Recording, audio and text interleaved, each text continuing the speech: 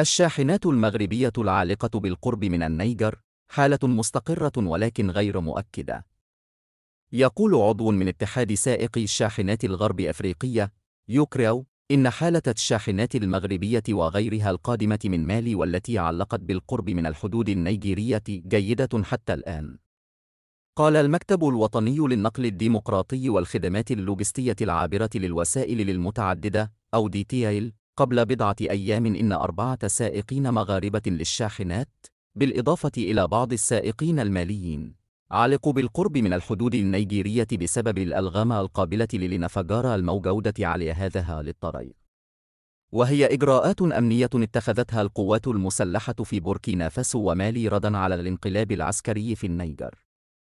وأوضح الاتحاد نفسه في بيان رسمي أن هؤلاء السائقين قد أتوا من هولندا في اتجاه مالي بحمولة تحتوي على مواد غذائية مخصصة لأعضاء الأمم المتحدة.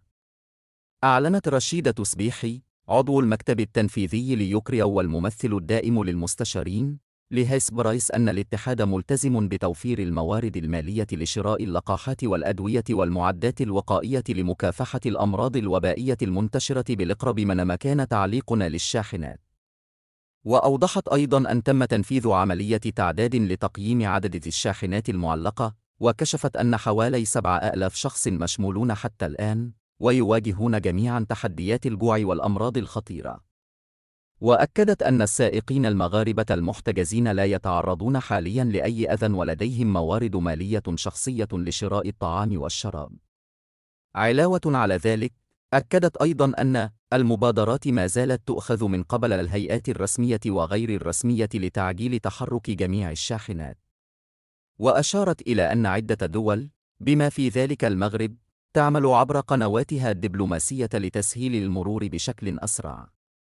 وبالنسبة للفترة التي يمكن أن تستمر فيها هذه الشاحنات المعلقة بالقرب من النيجر، كشفت سبيحي أن هناك حالة من عدم اليقين قد يمتد لأكثر من شهر، حيث تعتمد القرارات النهائية بشأن المرور على الجهود الدبلوماسية التي تحاول إقناع السلطات الرسمية في بوركينا فاسو ومالي، حيث تظل الأولوية للمركبة الخفيفة.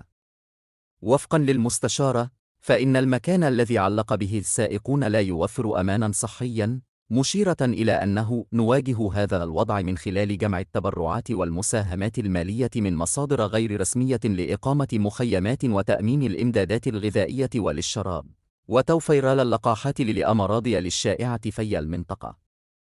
وختمت سبيحي تصريحها بأن العدد الكبير من الشاحنات مصحوب بعدد كبير من الحافلات والمركبات الخفيفة يخلق تكدساً شديداً، مما يجعل من الصعب تسهيل المرور لأي فرد. في الواقع، أضافت التطورات السياسية الأخيرة في النيجر طبقة جديدة من التعقيد إلى وضع حرج بالفعل، مما يزيد من التحديات التي يواجهها السائقون في مثل هذه المناطق.